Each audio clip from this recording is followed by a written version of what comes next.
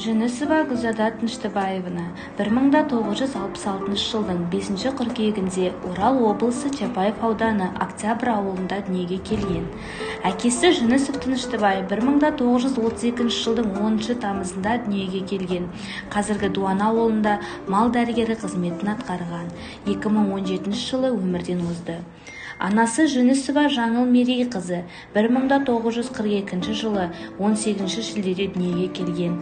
Дуана ауылында әртүрлі қызмет атқарып, дүкенші және соңғы жылдары байланыс саласы почтада жұмыс жасады.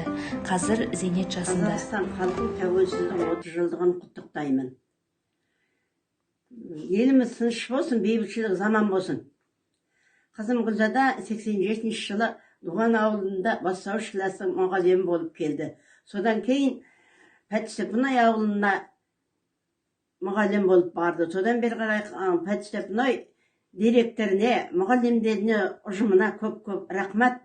Еңбегін сіңіріп, еңбегін көрсетіп, медалменен, грамотаменен бәрінде де марапаттап жатыр.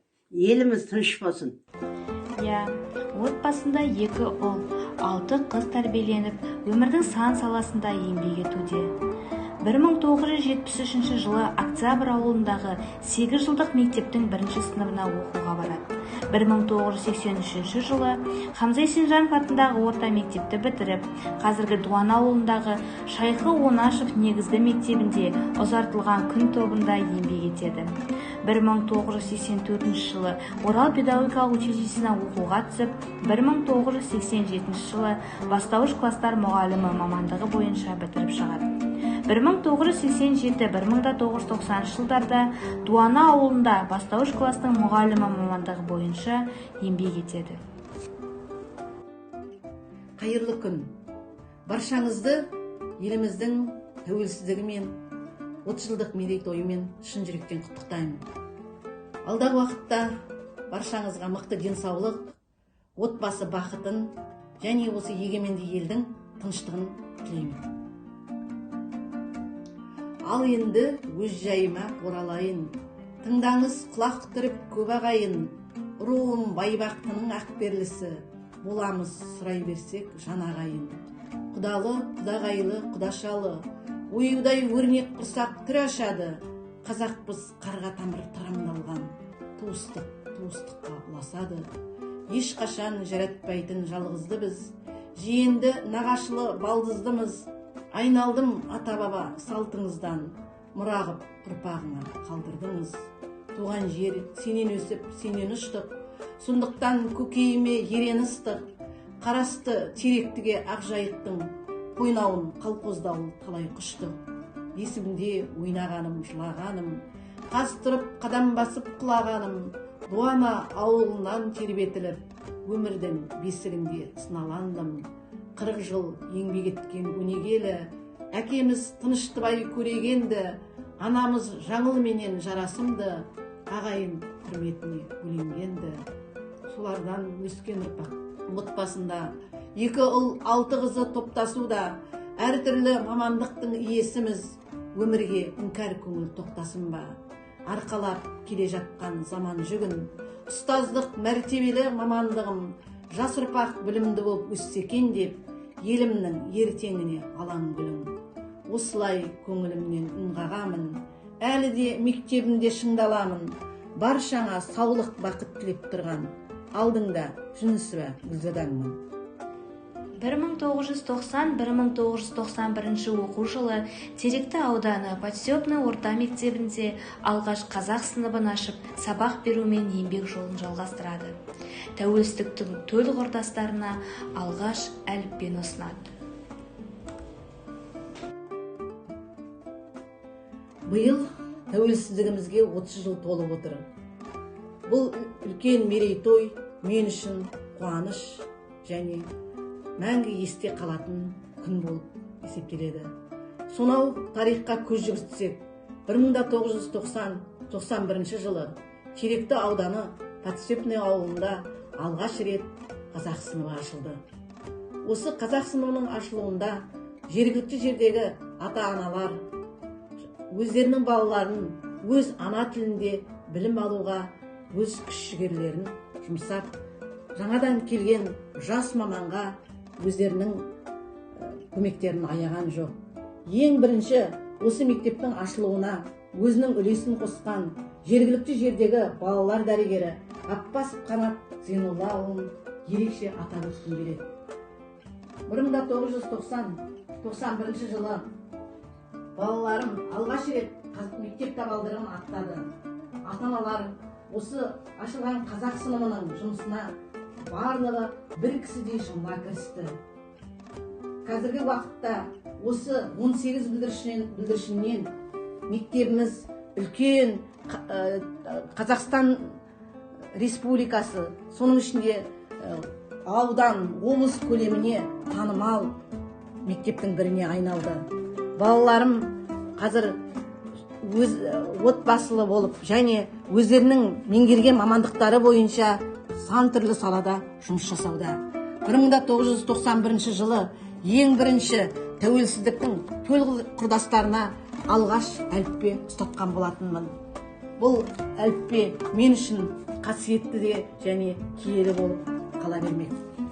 1991 жылы дүниеге келген оқушыларым алғашқы қазақ сыныбы мына суретте көрсетілсе, ал 91 жылы дүниеге келген оқушылар мына суретте бейнеленген.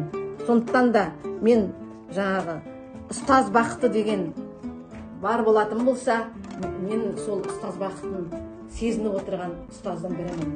Қазіргі уақытта осы қазақ сыныбында, қазақ мектебінде осы ұжыммен жұмыс жасап, өзімнің еңбегімді әрі қарай жалғастырып келемін.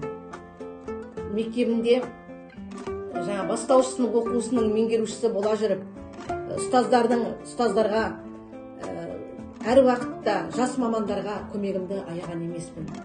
Мектептегі тәжірибедегі рефлексия курсы бойынша 18 мұғалімді білім беріп, олардың әрбіреуіне куәлік те ұсынған болатынмын. Сондықтан да 1990-91 және 91 жылы дүниеге келген оқушыларым мектебін алтын белгіге бітіріп, осы Қазақстан Республикасының аумағында сапалы және өздерінің білімдерімен де, іскерліктерімен де жұмыс жасап, мектебімізді қуантып келеді. Сондықтан да мен оқушыларыма, ата-аналарыма, ұжымыма үлкен сәтті тілеймін. Алдағы уақытта да дендері сау болып, осы балаларының қуанышын көріп, мектебіміз жылма-жыл өнерлі оқушыларымен, білімді оқушыларымен алға қарай жылжи беретініне сенімдімін. Гүлзада Тыныштыбайқызы ең алғашқы қолыма қалам ұстатқан, әріп үйреткен менің ардақты аяулы ұстазым. Гүлзада Тыныштыбайқызының есімімен тәуелсіз Қазақстанның тарихында білім беру ісінде есімі байланысты. Өткен себебі Гүлзада апай ең алғашқы тәуелсіздік құрдастарына қалам ұстатқан, тәуелсіздікке дейін орысшасы көп, қазақшасы азғантай Подстепный ауылында қазақ сыныбының ашылуына өзінің үлесін қосқан аяулы жан. Сол себептен де Гүлзада апайды біздер құрметтейміз, ол кісімен біздер мақтанамыз, марқаямыз.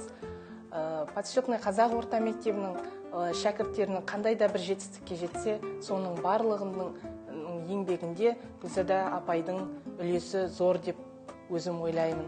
Сол себептен де апайға алдағы уақытта деніне саулық, отбасына амандық тілеймін, еңбегіне табыс тілеймін.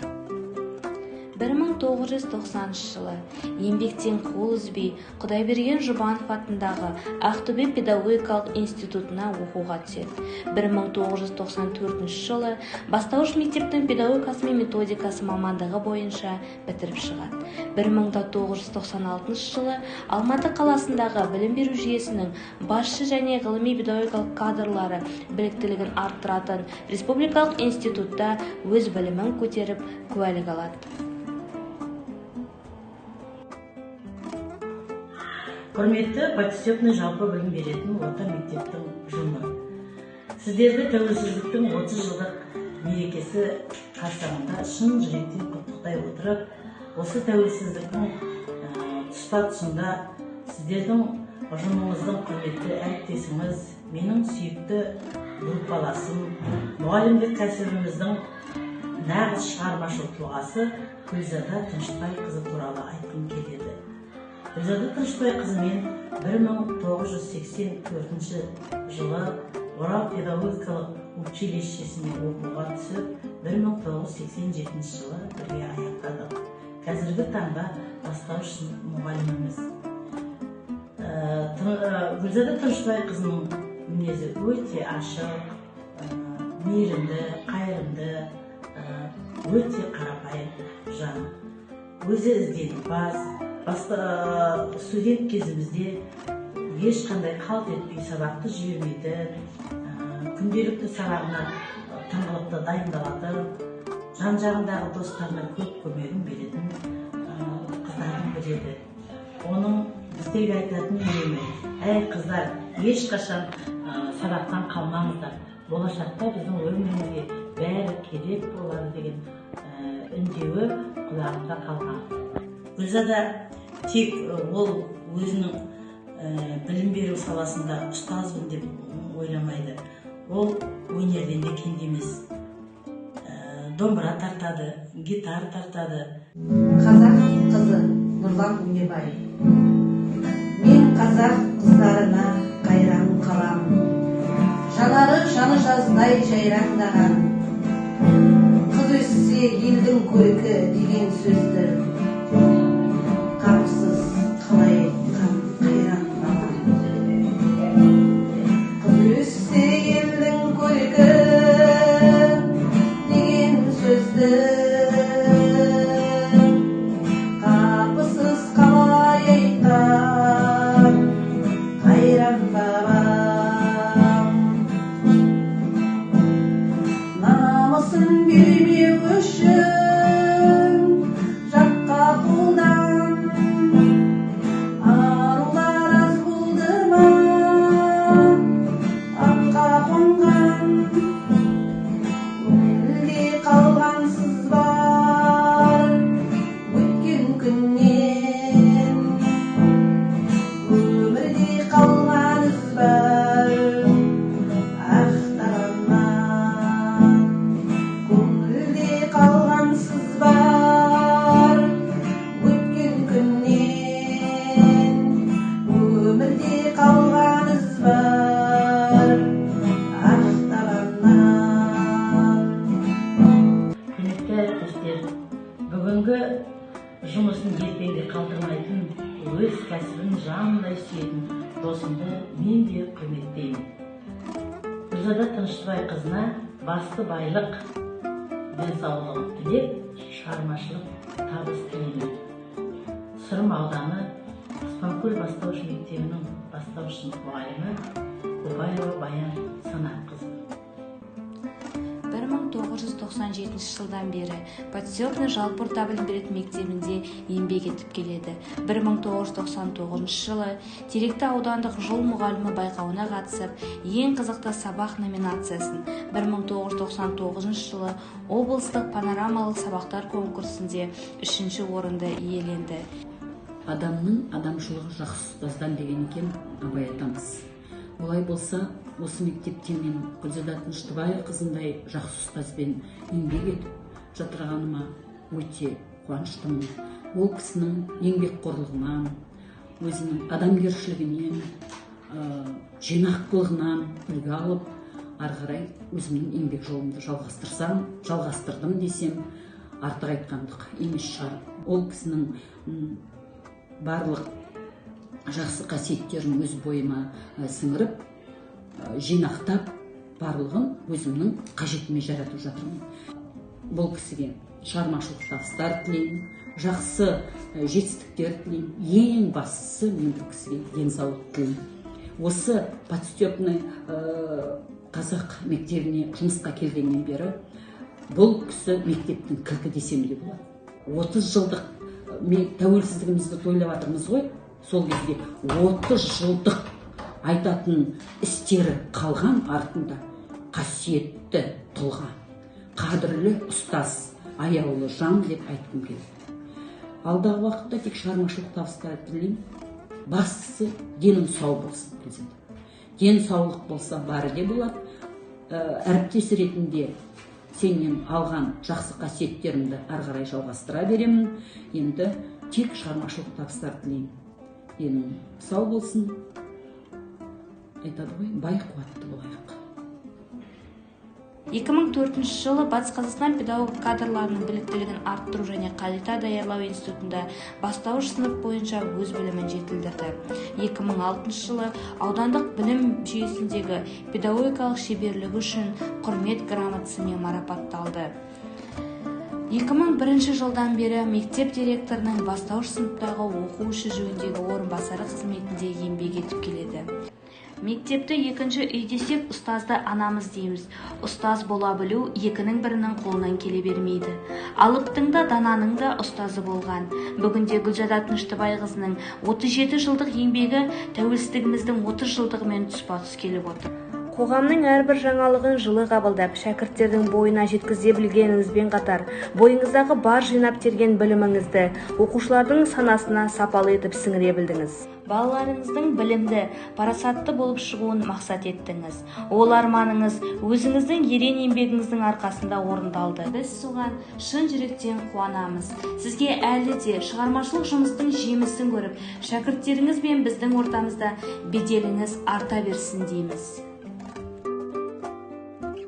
Ұстаз болып өмір жолын бастадым, ақ қағазға сырын төкті жас жаным, бар арманым ұрпақ үшін тер төгу, бір сол үшін қиындықтан қашпадым.